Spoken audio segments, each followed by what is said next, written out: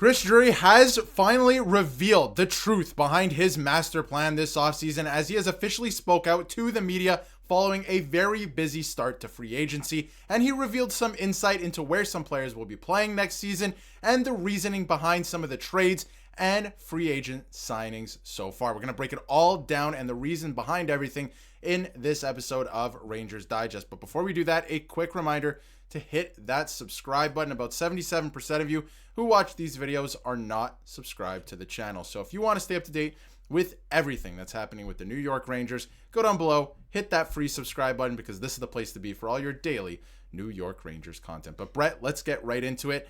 There was this narrative flying around earlier this season that, no player wanted to play in New York anymore. And that was because, Chris Drury was the boogeyman and trading players left and right, and players who, quite frankly, I don't think wanted to be here anymore because some of their friends were being traded. But this is about the New York Rangers and the betterment of the New York Rangers. And there was actually a poll earlier this season that said that, most players still want to come to New York and want to play in New York. And that's exactly what happened in free agency with Vladislav Gavrikov signing a monster contract, 7x7. It's a lot better than what we thought it was going to be at 9x7. So clearly a lot better at 7x7. This is the best defensive partner that Adam Fox has ever had, I think, in his career, at least since Ryan McDonough, that's for sure. And they also signed Will Cooley to a 2-year, $3.9 million extension and some sneaky good depth signings like Taylor Radish. So what is your thoughts on these signings? First of all, we're going to get into Chris Drury's thoughts and the fact that, he revealed a lot behind not only these signings, but the reason that they traded K'Andre Miller as well. And something on Mika Zibanejad you're going to want to stay tuned for as well, which I thought was very interesting. But what are your thoughts on some of these signings? And we'll get into Chris Drury's thoughts in just a second. Well, Chris Drury had about as good a day and a start to the free agency frenzy as you can have. I mean, he did a hell of a job. He brought in Gavrikov for great value, 7x7. It's expensive, but look, what the market dictated, it was a very good deal for the best available defenseman on the market. Not only that, the best defenseman that you could pair with Adam Fox. And look, Lindgren was a great defenseman, but when we're looking at Gavrikov, this is a bigger Lindgren with more reach. I love his puck control, so not going to throw his body around and get hurt, hopefully, the way Lindgren did. So great move for the Rangers, and followed up shortly with the K'Andre Miller move. I mean, we all expected that to happen, and boy, what a return that was. That was great to see. Good for the Rangers, good for Miller. Got a contract that I don't think anybody saw coming, making more money than Gavrikov. So that just goes to show you the type of value that Drury got for Gavrikov. So you have to give him his flowers there. Bringing back Cooley, just tremendous. Radish, you just brought him up.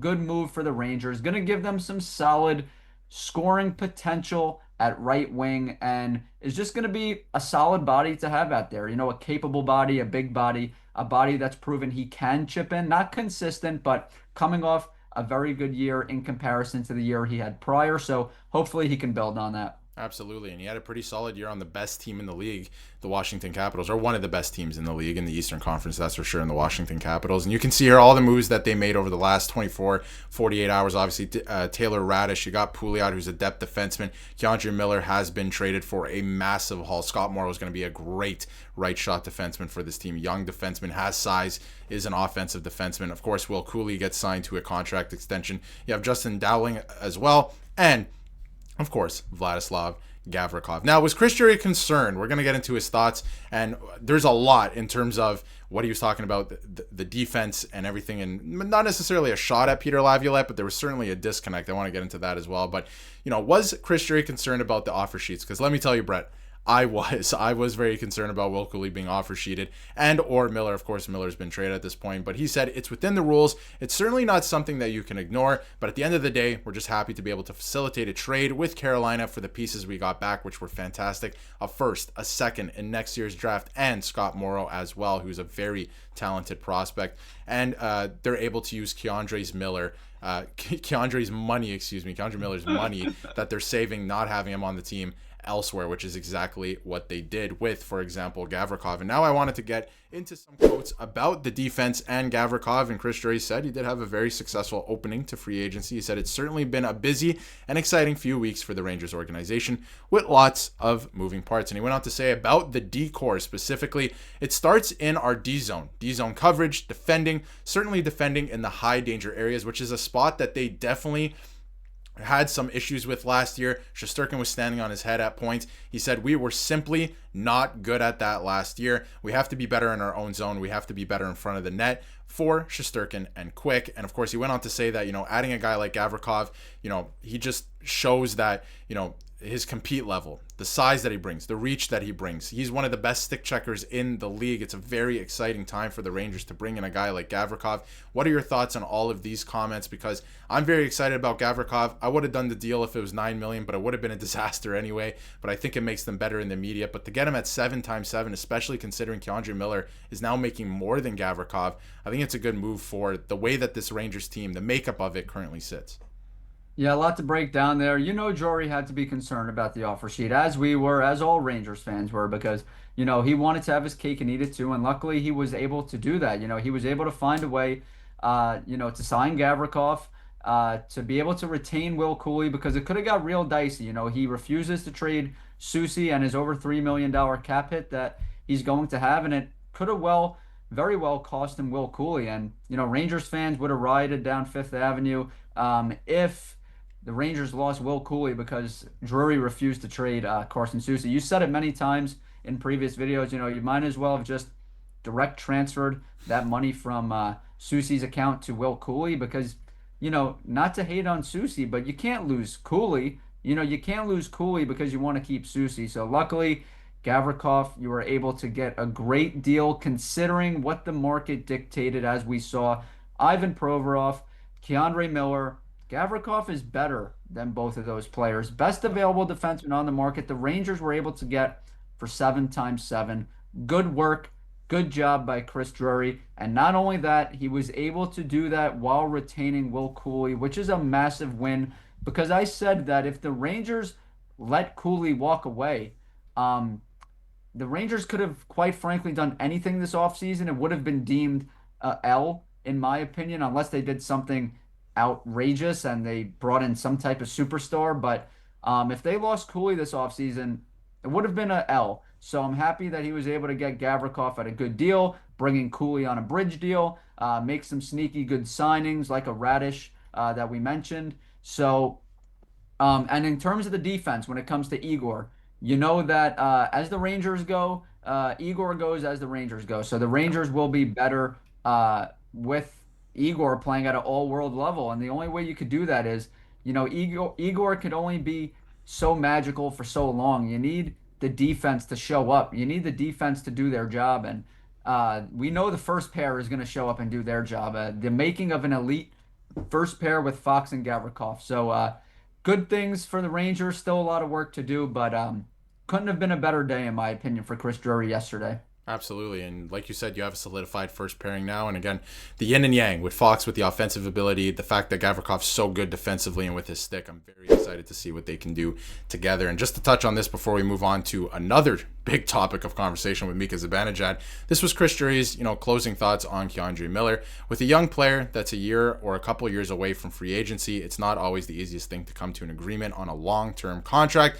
We just felt at this time it was best to allow him to explore a different opportunity. So clearly not too much there in that quote, but clearly it was time to move off K'Andre Miller. Didn't have the strongest season last season, probably his weakest in a couple of years. It looked like he was actually progressing, but then last year not so great. Gavrikov actually had a better offensive year than K'Andre Miller last year, so keep that in mind. So one thing I want to touch on before we get into Mika Zibanejad as well is Chris Drury actually believes or wants Chris Drury, or wants Gabe Perau, Chris Drury wants Gabe Perau to come into next season with the mindset that he can make this team. Now, on Puckpedia, he is penciled in on the second line right wing, but he is saying that he wants every player to come in with the mindset to make this team. Any thoughts on this, Bret? Because, again, I think a lot of people are penciling him in. I don't think it's a disaster per se. If he starts in the AHL, you continue your development. He's still a young player. You already burnt a year off his ELC anyway, so what do you make of this? I feel like he's definitely going to push to make the team. I'm just not so sure with, the logjam of wingers that they have now that it's going to happen right off the bat. Yeah, and I'll keep it short and sweet. I mean, Chris Drury doesn't have to convince, Gabe Perau to, he shouldn't have to convince him to have the right mindset to make the team. Of course he should want to make the team. I just don't think he will. I mean, if we look at this past season, he didn't show me much, doesn't have an elite trait that I particularly love. You look at it, played 5 games, no points, not much production. If you're telling me he's going to be your right wing, then the Rangers are in a whole world of trouble because, not only will they not contend for a Stanley Cup, but they'll probably miss out on the playoffs once again if Perau is their second liner. Nothing against Perau. I mean, he's got the will, he's got the want to, he shows up. He wants to be, good, but it's going to take some time. And there's no shame in starting off in the AHL and getting more reps. And when he's ready, I'd like to see him on the roster. I'm not looking to ship him out for nothing. I mean, you wouldn't get much for him. He's making, not 6 figures. So let's see if you could develop him. But I don't want to see him, especially on the second line to start the year. Yeah, and I mean, he wasn't very consistent when he was in the NHL. I mean, he was yo-yoed and then healthy scratched. It was just a complete mismanagement by Peter Laviolette at the end of the season there because you weren't going to make the playoffs anyway. You might as well let him play. But, there was some mismanagement there. But I don't think it's the worst thing. We're not saying trade him or anything like that. This is a 20-year-old that can be a second-line right wing at some point in his career. But don't put him there and expect him to be an other-world forward, and then he's just not going to be because he's sinking more than he's swimming, right? So just be careful with that. The last thing we'll touch on in this episode is Mika Zibanejad. Chris Drury spoke out on him, and Vince Mercogliano said that he tried a couple times to ask if the New York Rangers are viewing Mika Zibanejad as a center or a wing, what the plan is there, because we've been talking about it a lot ad nauseum on the channel. Is he a center? Is he a wing? Because you can see here on Puckpedia, if he's a center, an $8.5 million third line center is not good business in this league. That is not something that you want to do. So was looking for some clarity on that. We've been looking for some clarity on that. And Chris Drury, unfortunately, did not offer any insight on that. So he said, we're in constant communication about a lot of different things within the organization. But I think one of the best parts about our forward group is there's a lot of versatility. There's a lot of players that can play the center and the wing. I'm trying to give the coaches as many options as possible. Now, Bret, I would argue that, if you can play all positions, you might not be really, really good at one of them, right? So Mika Zibanejad is regressing a little bit in terms of being a center. If he's a third line center, again, I will reiterate this, at $8.5 million, that is a disaster. If he plays the wing, that's not so bad. I can envision him as a second line right wing, especially with JT Miller. He had his greatest offensive output last season with JT Miller when he was on his wing. I could see that making sense. But for Chris Drury to come out and say, we have a bunch of guys who can play center and wing, isn't that so great? I'm not so sure that's a good thing or if you want to strive for that. Yeah, I mean, it's good to have a few of those guys, but you don't want your whole team, that's playing all over the place. You want to let them get settled into one spot. Like Lafreniere, I said from the jump, it was a disaster, moving him from left wing to right wing to start his young NHL career, messed him up. So I don't like that. You want guys that are kind of specialty players instead of jumping all over the place. And when it comes to Mika, I'd love to see him at right wing. So my final thoughts would be, he scored 28 points in 25 games last year at right wing. I'd like to see him build on that. We saw how he played with JT. I mean, they complement each other very nicely. Yep. So I would really like to see that. They need help at right wing, so it makes sense. Stick him over there, first or second line right wing. Makes a ton of sense to me. And don't forget to follow us on X at Rangers Digest YouTube. We abbreviate the YouTube. It's YT at Rangers Digest YT. We're going to keep you updated over there as well, along with the daily content that we bring to you guys every day because we love it and we hope you guys love it as well. But Darius, take us home. Yeah, and you can find the X in the description and let us know what you think in the comments and, of course, on X as well. We're going to be on all social platforms soon as well. We'll make an announcement on that when the time is ready, but that is coming. We're very excited for that. But follow us on X. The conversation continues over there and, of course, in the comments. So let us know how you feel about everything that was discussed in this video. How do you feel about some of the signings? What do you think about what Chris Drury said? I'm sure there's a lot more coming. I don't think that this is, first of all, the final roster, especially the way that this sits right now. I feel like the defense will look a little bit different. And they only have $777,000 left to work with. So clearly, I feel like there's one more move coming. But let us know how you feel in the comments. And if you haven't yet, hit that subscribe button so you can stay up to date with everything New York Rangers.